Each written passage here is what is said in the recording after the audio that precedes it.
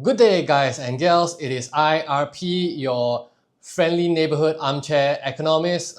Since the vast majority of my audience are Singaporeans, being a Singaporean myself, I believe most of us are very well acquainted with the state of tariffs handed out to countries across the world by the Trump administration in the United States.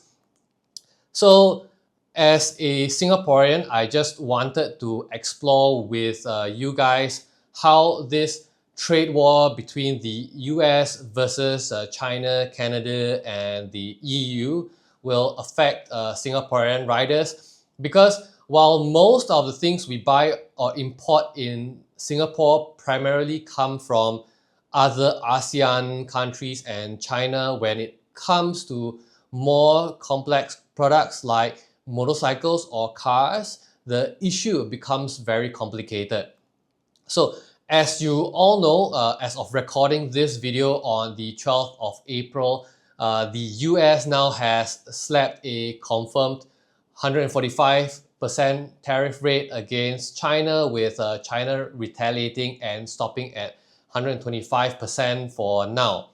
The EU, that includes Austria, Germany, Italy, who are all big motorcycle manufacturers at the moment, have suspended countermeasures in response to the pause in tariffs from the Trump administration. I personally am not going to say I am a professional economist, but I do come from the point of view as someone working in the semiconductor industry, trading Chinese and American capital equipment that will definitely be felt similarly in other manufacturing sectors, as well as a business partner selling consumer goods, of which online American customers are quite a large percentage of. So the biggest question is whether Chinese products, including bikes from brands like CF Moto, Zontes, QJ Motors, and Vogue, will become cheaper for the rest of the world as China seeks to offload excess supply elsewhere that American consumers can no longer afford to buy due to tariffs. The answer is maybe. It's a very complicated issue. In the short term, with existing completed stocks of completed products, Chinese bikes could certainly see a drop in prices as manufacturers try to offload US bound stocks to other affluent countries, including Singapore, where our dollar has remained relatively stable against the US dollar and the Chinese yuan. But the truth is, after that, it could be much different. China admittedly does have a pretty complete manufacturing supply chain, end to end, from raw materials to capital equipment, to componentry, to assembly. But with the dying down of the US market for Chinese suppliers, this would mean a slow decline in production overall for motorcycles and the loss of economies of scale that made Chinese products so cheap that in the past will cause individual unit prices to go up.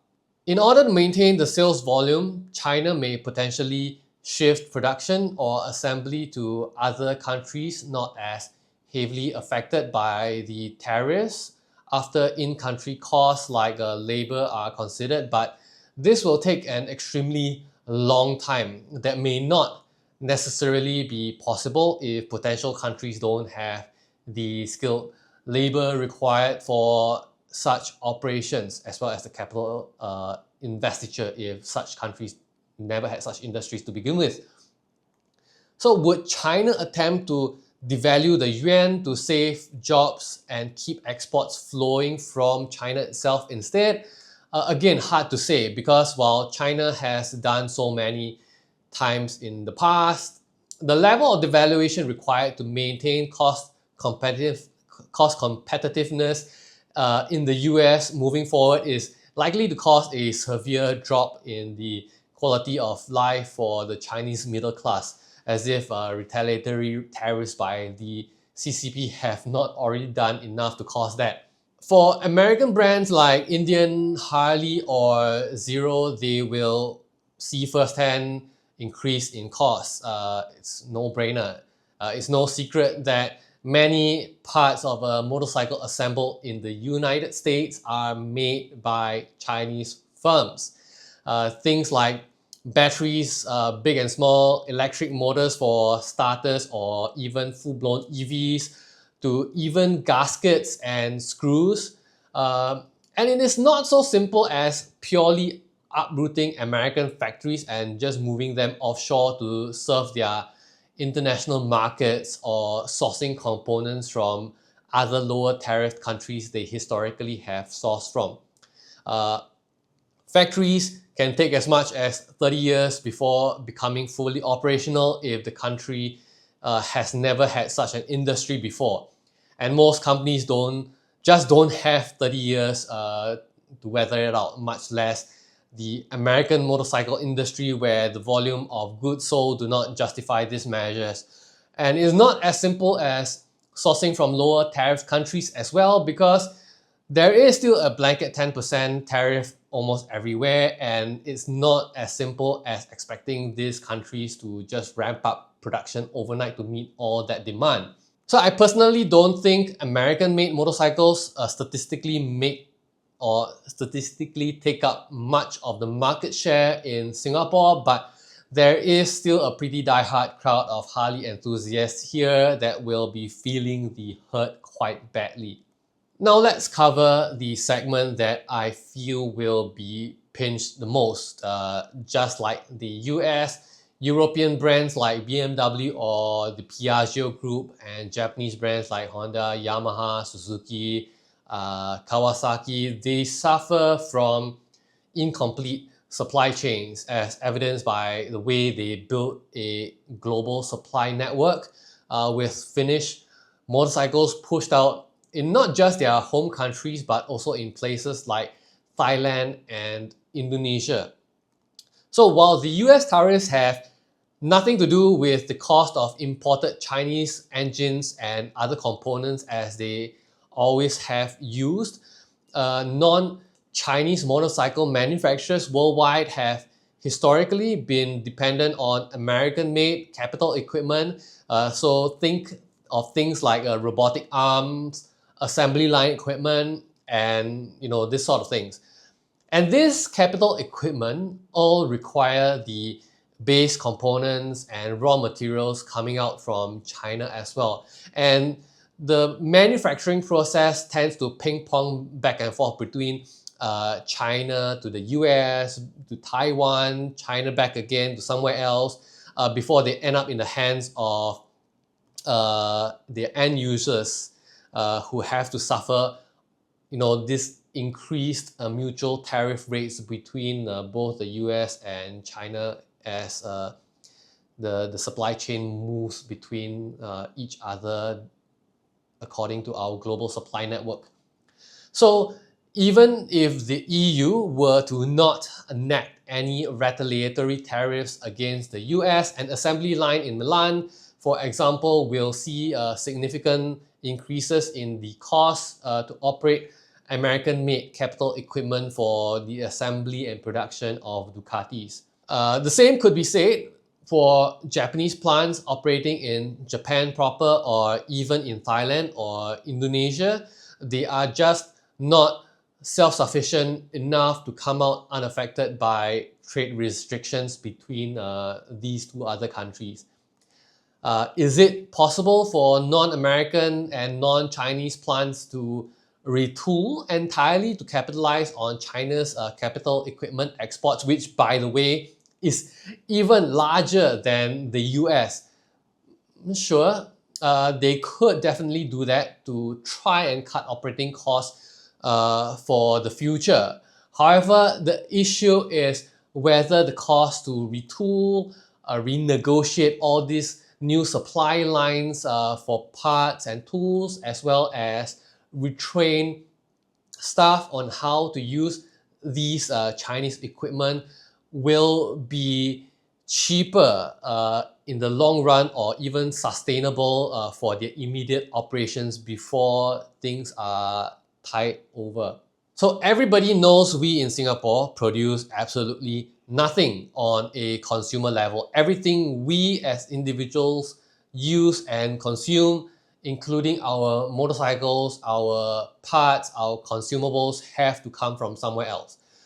Even though import laws at a consumer level here in Singapore will fundamentally remain unchanged, as our government has wisely decided not to engage in a trade war with the US, it will still hurt us way more than the middle class in other countries who domestically manufacture or assemble their own products to some capacity. If you have not already noticed by now how Singapore has always been the arse end of every new motorcycle release, much less receiving the full complement of what each brand sells, the situation is going to be much worse in future as production capacity worldwide slows down and brands focus on rebuilding towards serving bigger non-US markets like the various Western European states, Japan, and India.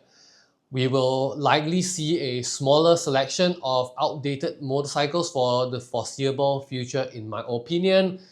So think things like special edition, retro classics, and while prices for bikers in other parts of the world will probably see a big increase in the cost of their hobby, at least they don't have to worry about compounding tax brackets or compounding costs of shipping and middlemen in the case of countries with some level of domestic production capabilities like Japan or India. Uh, Due to the additional registration fee for motorcycles in Singapore, a tiered tax bracketed system, the straight line increase in the cost of motorcycles imported to Singapore can push the final product sold to a Singaporean biker from one tax bracket into the next more expensive tax bracket. Now, this ARF has been around for a long time, and Singaporeans have for the most part gotten used to it being part and parcel of our lives. And while inflation has always been a thing with an average 5% year-on-year increase in motorcycle prices, such a massive shock to the supply chain will definitely hurt us more on this front. If you haven't already read the news, the US economy has been absolutely tanking, with the value of both stocks and bonds in the US falling due to the economic uncertainty. Even the US dollar is dropping in strength, as can be seen by how much our Singaporean dollar has appreciated against it in recent days. There are some concerns here of note to bikers looking to buy new machines or even extend the COE of their bikes. If the Feds, for example, decide to raise interest rates to combat inflation due to the tariffs in the US itself, Singapore's Monetary Authority of Singapore and subsequently all other local financial institutions will likely follow suit, because historically that has always been the case. So this will make it harder for people to qualify for loans on big ticket items like cars and motorcycles. And for those of you that qualify for a loan, it will probably result in higher interest payments. There is also the probability that in response to the weakening US dollar, MAS might do the same to maintain relative export competitiveness for Singaporean companies and Singaporean exports. However, as I have said before, Singaporeans make nothing we consume on an individual level. So this will just make the cost increases I have talked about much earlier just that touch worse. So what do you guys think? Did I cover everything accurately? Do you have any other potential worries you might want to add to this conversation? Do let me know in the comment section down below. I personally think that like I said before, those that intend to buy a brand new motorcycle will be hurt the most. But this also has the knock-on effect on the used motorcycle market, because historically used motorcycles follow the prices of brand new motorcycles in Singapore. It's a good deal for people that are trying to offload a motorcycle and stop riding entirely, but it will be a bad thing for riders that are looking to get a second-hand motorcycle, in light of the knowledge that brand new motorcycles may become more expensive. However, on another front, the prices of parts and consumables that we use on our bikes, I think they will stay relatively cheap because most of these things will never need to pass through the US to begin with, being very simple, undifferentiated products that are wholly manufactured within China or Vietnam and Thailand, and they won't affect the supply line into Singapore to us Singaporean consumers. In fact, I think on this front, things may become cheaper. And this may be a good thing to consider maintaining whatever motorcycle you have for as long as possible, instead of going through the motion of finding the next hot thing to add to your stable. So if this video was informative in any way to you, do remember to give me a like, subscribe, hit the bell notification icon. This has been RP, and I'll see you next time. Peace out and bye-bye.